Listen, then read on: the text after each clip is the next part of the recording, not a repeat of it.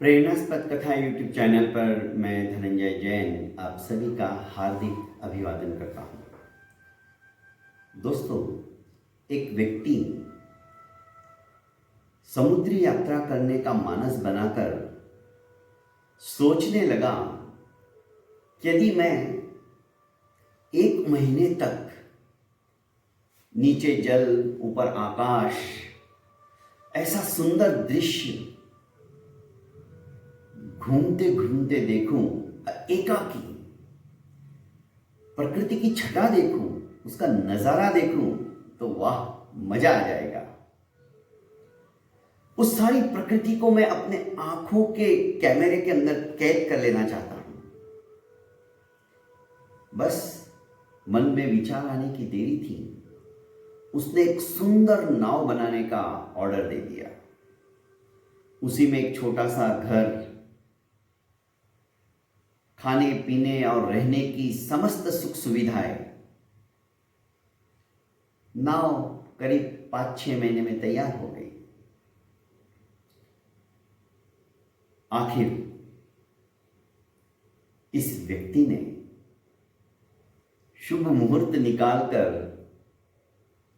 तैयारी कर ली जाने की। नाव में बैठा और स्वच्छंद विचरण करने हेतु समुद्र की वक्षस्थली पर अपनी नैया को उसने गतिमान कर दिया। करीब 2-3 दिन के पश्चात ही समुद्र में भयंकर तूफान आया। अपने आप को भगवान के भरोसे छोड़कर सोच लिया उसने कि जो भी करेगा वो सही करेगा, वैसे भी जाना तो एक दिन है ही। विश्वास था, पर विश्वास जब डगमगाने लगा, जैसे जैसे उसकी नैया डगमगाने लगी, उस भयंकर तूफान आंधी के कारण से उसकी नाव के अंदर छेद हो गया। नाव टूट गई, पानी भरने लगा। अपने आप को बचाने के लिए इसने जो लाइफ जैकेट था वो पहना और समुद्र के अंदर झंपापात कर दिया, उड़ी मार दी। जी जान लगाकर तैर रहा है। धीरे धीरे तूफान भी शांत हो गया। इसकी नाव टूट चुकी थी, तहस नहस हो चुकी थी।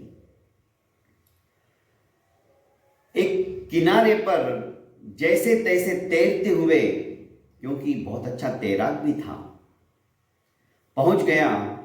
छोटा सा टापू था। सोचा कि कोई ना कोई इधर से जब जाने वाला होगा तो जरूर मुझे अपने साथ ले लेगा। तब तक 1-2 दिन मैं इस टापू पे ही रहता हूं। और दोस्तों, उस टापू के ऊपर जाकर इधर उधर वो घूमने लगा, पर वो टापू सुनसान था। एक भी व्यक्ति क्या प्राणी तक नहीं था। उजड़ा हुआ टापू था। 2 दिन हो गए, 3 दिन हो गए, घूमते घूमते एक झरना सा मिला। उसने अपनी प्यास बुझाई। वही कंदमूल फल खाकर जीवन यापन करने की सोचने लगा। पता नहीं कौन सी बड़ी जहाज इधर आएगी, कब आएगी और मैं यहां से छुटकारा पाऊंगा। 8 दिन हो गए, पर दूर दूर तक कोई भी नजर नहीं आ रहा था। आखिर उसने सोचा क्यों नहीं यहां पर एक छोटी सी कुटिया बना ली जाए और उस कुटिया के अंदर कम से कम सर ढकने के लिए जगह तो हो जाएगी, आराम से मैं रहूंगा, तब तक कोई ना कोई तो आ ही जाएगा। पूरा दिन उसने मेहनत की, लकड़ियां इकट्ठी की और छोटी सी टूटी फूटी झोपड़ी उसने वहां पर बना डाली। बड़ा खुश हुआ। यह काम करते करते संध्या हो चुकी थी। सूर्य अस्ताचल की ओर जा चुका था। सोचा आज तो मेरी मेहनत सफल हो गई है, बस आज की रात चैन की नींद मुझे आएगी, इस झोपड़ी के अंदर सोऊंगा। उसको वो झोपड़ी भी आज राजमहल से कम नहीं लग रही थी।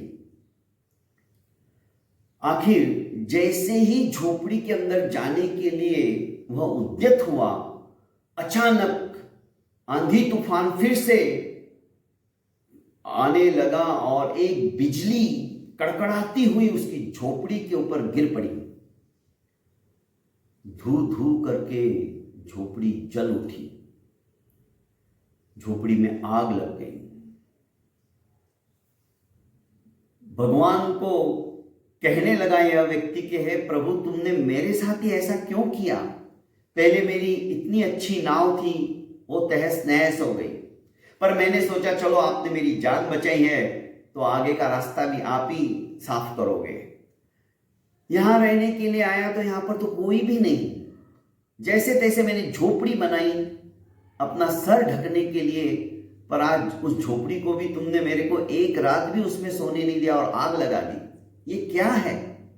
ऐसे कौन से मैंने कर्म किए, ऐसे कौन से मैंने पाप किए? इतने में दो व्यक्ति बोट से उसी दिशा में आए और सर्च लाइट उस आग की रोशनी की तरफ डालते हुए तेजी से उसकी ओर बढ़ रहे थे।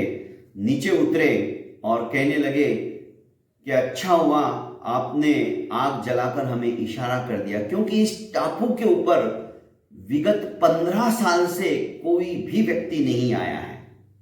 हमें लगा कि यहां पर कोई मुसीबत में फंसा है, इसीलिए हम सामने वाले सुदूरस्थ टापू पर से आ रहे हैं। और जैसे ही आग की रोशनी देखी, सचमुच में आप बहुत बुद्धिमान हो कि आपने इशारा किया, इंगित किया, और हम सोचने लगे कि कोई ना कोई वहां पे मुसीबत में फंसा हुआ है, हमें उसकी सहायता करनी चाहिए, और हम आ गए। चलो आपको कहां ले जाना है हम छोड़ देते हैं। परमपिता परमेश्वर की तरफ देखते हुए यह व्यक्ति कहने लगा कि प्रभु, सचमुच में आप महान हो।